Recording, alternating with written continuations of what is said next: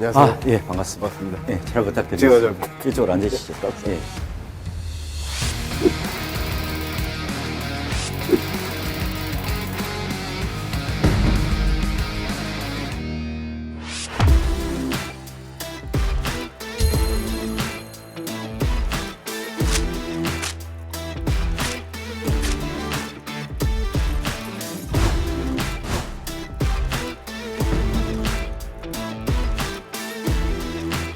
자, 근데 오늘 안타깝게도 네. 다룰 주제가 네.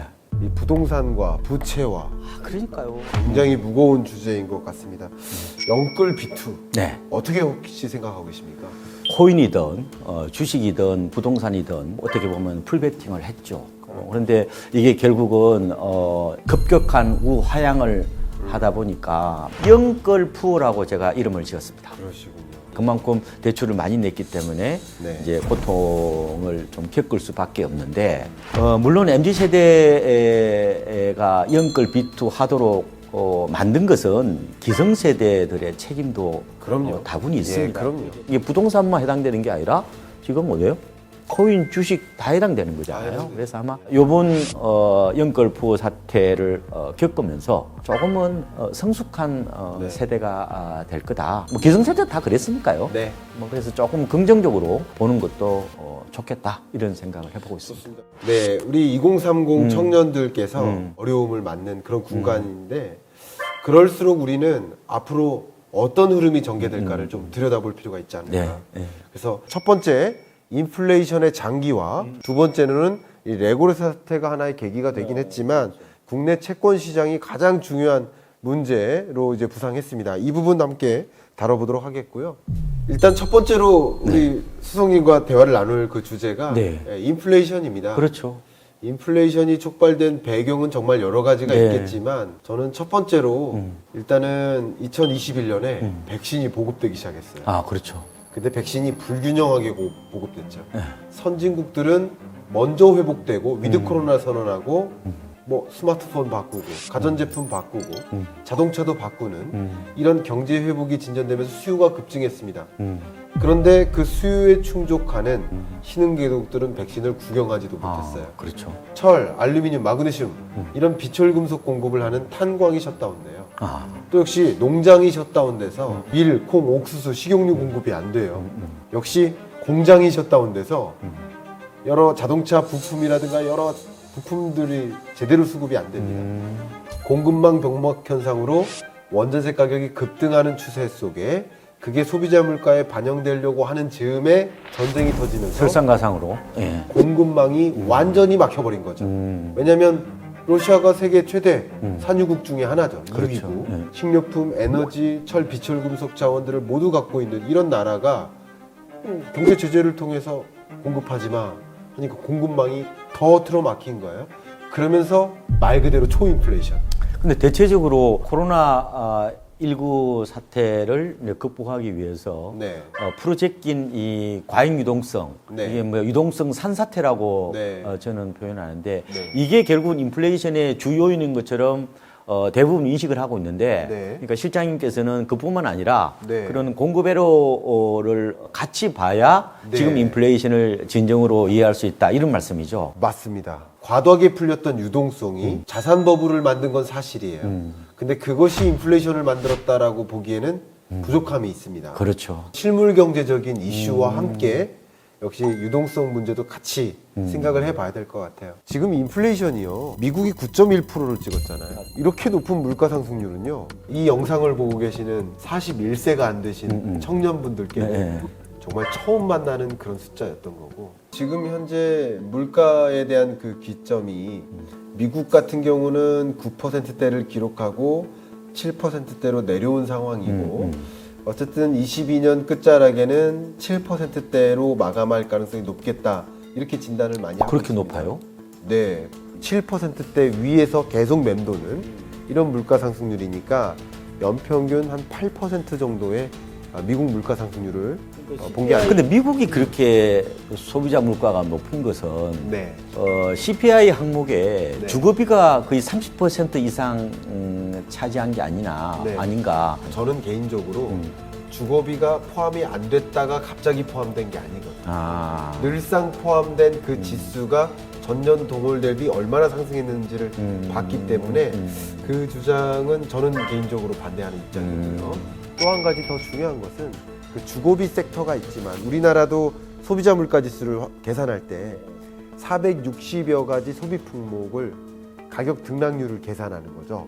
그것의 가중 평균을 하는 게 소비자 물가 상승률인데, 그렇죠. 근데 그 부문들이 그 전이나 후나 똑같은데 그것 때문에 갑자기 주택 가격이 반영돼서 물가가 올랐다.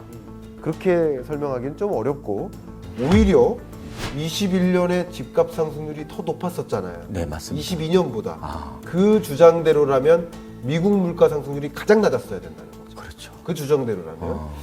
그냥 박원갑 수석님 입장에서 봤을 때 내년 물가 상승률은 어느 정도를 좀 기록할 것이라고 혹시 예측하시고 계신가요? 한 5% 네. 초반 정도? 저도 그렇게 생각하고 있습니다. 그러면은 제가 실장님한테 진짜 궁금한 게 있어요. 네. 우리나라 기준금리 한 2% 정도로 되돌아오는 시점을 네. 몇 년 정도를 보십니까? 기준금리 이거는 틀려도 돼. 네네. 저는 그게 알고 싶은 거예요. 네. 한 2% 정도만 돼도 어느 정도 좀 뭐 이자도 줄어들고 할 텐데. 네네. 자, 그러면은 2024년, 네. 2025년, 2026년. 질문 주셨으니까 답변 드리겠습니다. 예, 요것만 좀 말씀해 답변 주십시오. 드리겠습니다. 모르겠습니다. 진짜로요? 네, 그거는 알 수 없습니다.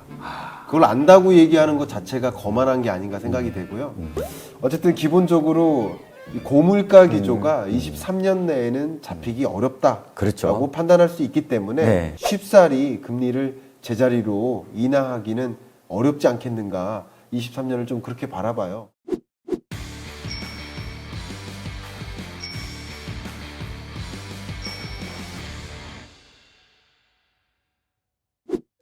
자, 이번에는 강원도 레고랜드 사태. 네. 이게 결국은 어떻게 보면 삐끄덕하는 바람에 채권 시장을 포함한 금융 시장까지 뒤흔들어 놓은 상황인데요. 네.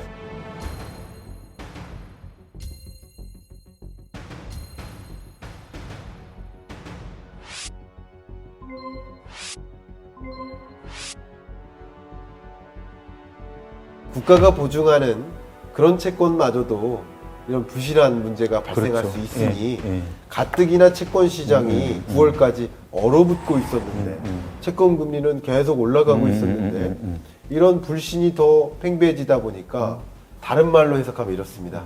자기 자본, 이게 주식이죠. 네. 타인 자본, 이게 채권입니다. 돈 빌릴 때 채권을 발행해서 자금을 마련하는 것인데 채권을 아무리 높은 금리로 발행해도 투자자를 못 찾는 입장이니까 기업 입장에는 자금을 마련하기가 힘들어요. 그렇죠. 그렇다고 해서 대출이 되는 것도 아니고. 대출하기는 더 어렵고요. 그렇죠. 트리플 A 등급인 우량한 이런 회사채도 불안불안한 거죠. 그런 상황에 지금 놓여 있다라고 판단할 수 있을 것 같아요. 저도 이제 금융을 표현을 할 때에 몸으로 따지면은 네. 혈액이라고 이렇게 생각을 합니다. 네. 자연스럽게 흘러야 되는 건데 이게 이제 막혀버린 거잖아요. 그렇죠. 그 동맥경화가 아니라 예. 돈맥경화라고 표현할 정도인데 네. 지금 뭐 채권 가격이 뭐 급락을 하고 대신에 이제 금리는 많이 올랐죠. 그렇죠. 이게 지금 단지 부동산 혹은 뭐 건설뿐만 아니라 나머지 지금 어떻게 보면 시장까지도 다 뒤흔들고 있는 맞아요. 상황인데 네. 이게 정말 심각한 이유를 숫자를 들어서 말씀드리면 네. 채권을 발행했는데 채권이 미매각돼요. 매각이 안 돼요. 그렇죠. 근데 매각이 안 됐죠. 그 미매각률을 계산하면요. 22년 3분기가 14%예요. 아, 근데 이게 14%가 높은 건지 낮은 건지 여러분 구분 안 되시죠? 지난 21년 3분기가 아. 1%입니다. 그렇죠. 21년에는 채권을 발행하면 거의 대부분 99%가 매각이 이루어졌다. 다른 말로 투자자를 찾을 수 있었다. 그런데 지금은 투자자를 못 찾는다. 그러면 이 기업들이 당면한 과제가 뭐냐면요. 23년 상반기에 만기가 도래하잖아요. 그게 54조 원이 넘어요. 그럼 만기가 도래할 때 보통 네. 기업들이 어떻게 하냐면 채권을 새롭게 발행해서 이 발행된 채권으로부터 자금을 받아서 기존 만기 도래하는 채권을 갚는, 그렇죠. 이걸 차환 거래라고 하죠. 네, 맞습니다. 근데 발행해도 사가는 사람이 없으니까 발행을 못 하는 거예요. 그러면 두 가지 선택의 기로가 있습니다. 기업들은 하나는 부도죠. 두 번째 하나는 자산 매각이죠. 사업 규모를 축소시킨다. 그렇죠. 구조조정이죠, 사업 흔히 규모를 말하면. 그렇죠. 결국은 23년에 우리에게 놓여져 있는 그 과제가 경기 침체인데 경기 침체는 결국 채권 시장으로부터 오는 것이고 이게 결국 금융 부실로까지 연결될 우려. 특정 기업들은 부도로, 특정 기업들은 구조조정으로 이렇게 연결될 가능성이 높기 때문에 그게 좀 기후로 끝났으면 좋겠습니다. 네, 제가 말씀드렸던 이 통계가 안타깝게도 레고랜드 사태가 있기 전 단계입니다. 그 이후에 채권 시장의 불안이 예. 좀 더 점증되고 있는 모습이죠. 금융권에서 혹시 이런 채권 시장의 불안, 예. 얼어붙어 있는 이런 얼음판 이런 문제에 대해서 또 혹시 어떻게 지적하고 계실까요? 채권 시장이 주식보다 훨씬 더 악재라든지 혹은 호재에 더 민감하게 반응하는 어떤 특성이 있습니다. 네네. 채권은 결국은 어떻게 보면 그 바탕에 바로 신용, 바로 믿음이라는 게 있잖아요. 맞아요. 신뢰가 있는데 이게 이제 금이 가다 보니까 이게 연쇄적으로 어쨌든 파장을 주고 있는 건데 이제 상황이 이제 악화되니까 이제 강원도에서 올 12월까지 어쨌든 다시 상환하겠다. 네. 그렇게 약속을 하면서 네. 약간 채권 시장이 좀 진정되는 것 같은 느낌이 있어요. 네네. 이 채권 시장이 안정화되는 모습이 어쩌면 금리 인상 속도 조절론 이런 것이 부상하면서 더 많이 관심을 받고 있는 모습인 것 같은데요. 어쨌든 채권 시장의 불안이 결국 우리 경제를 좀 엄습하게 만드는 그런 국면이지 않을까 생각되고요. 지금 채권 거래량이 많이 줄었습니까? 네, 거래량도 줄고요. 아예 발행 자체를 안 하는 거죠. 아. 왜냐하면 발행했는데 미매각되면 그 기업이 주가도 조정돼요. 아. 그럼 주식 투자자 입장에서 아, 이 기업 뭔가 문제가 있네 라고 판단할 수 있기 때문에 채권 시장에 문제가 있고요. 또 더더군다나 외국인 투자자들 입장에서도 국가 신인도가 떨어지는 거야 자꾸.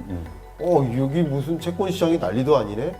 그러면 외국인 투자자가 자금을 유입하는 방식이 주식 투자나 채권 투자 방식이 가장 주요한 방식인데 이런 일이 없었으면 상대적으로 자금 유입이 더 원활할 텐데 말씀하신 대로 돈맥경화 현상이 나타나는 것 아닌가 이렇게 생각이 됩니다.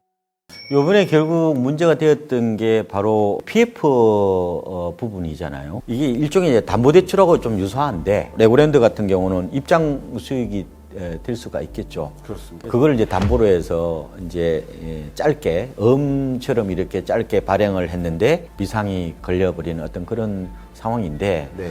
단지 이 레고랜드 문제뿐만 아니라 건설사들의 어떤 재무구조 그리고 자금 조달 이거에도 조금은 어떻게 보면 비상등이 켜질 수가 있겠다. 네. 왜냐하면은 이 분양 구조가요 기본적으로 분양이잖아요. 그렇습니다. 우리나라는 후분양이 없죠. 네네. 그러면 그 기간 동안 결국은 누가 파이낸싱을 할 거냐 하는 거잖아요. 네. 결국 건설사가 파이낸싱을 하는 구조죠. 아직은 그렇게 미분양이 많지는 않거든요. 장기 한 20년 평균으로 보면은 네. 한 6만 가구 정도 됩니다. 근데 문제는 이게 증가 폭이 너무 가파르다는 거죠. 분양이 돼야 그 PF 자금을 반환하는데 그렇죠. 분양이 안 되고 있으니 예. 그 미분양 주택 건수가 계속 급격히 늘어나고 있으니 결국은 지금의 문제는 금융의 문제라고 볼 수가 있어서 기대해 볼 수 있는 것은 정부가 좀 급한 불거기에 좀 나서기도 했어요. 그래서 5조 원 정도의 뭐 미분양 PF에 대해서 뭐 대출 보정을 하겠다. 이런 지금 연착륙 대책을 내놓고 있긴 하지만 이 역시 말씀하신 것처럼 과거와는 다른 구조죠 이게. 뭐 구조화 금융이라고 할 수 있잖아요, 그죠? 이게 다 맞물려 있고 이게 또 미국발 금리 급등이라는 이 부분하고 다 맞물려서 이게 진행이 되다 보니까 어쨌든 이 문제도 결국은 글로벌 어떤 금융시장 동향이라든지 이걸 같이 보고 전망을 해야 되는 게 아닌가 뭐 이런 생각을 해보고 있습니다.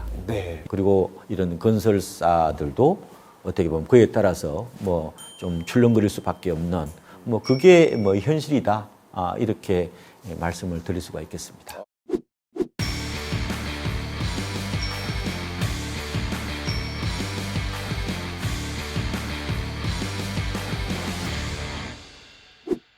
정말 좋은 말씀 주셨고요. 저도 금융시장에서도 한 번 더 배울 수 있는 기회가 된 것 같기도 합니다. 네. 네, 지금까지 레고랜드 말 이 채권 시장에 얼어붙는 이런 국면에 대해서 이야기 나눠봤고요. 이 채권 시장의 흐름을 좀 더 살펴보기 위해서 네. 우리는 금리 기조, 긴축 기조를 더 살펴봐야 될 텐데 네. 그 부분 여러분 기대해 주시면서 이번 채권 시장 편 좀 마무리해 보도록 하겠습니다.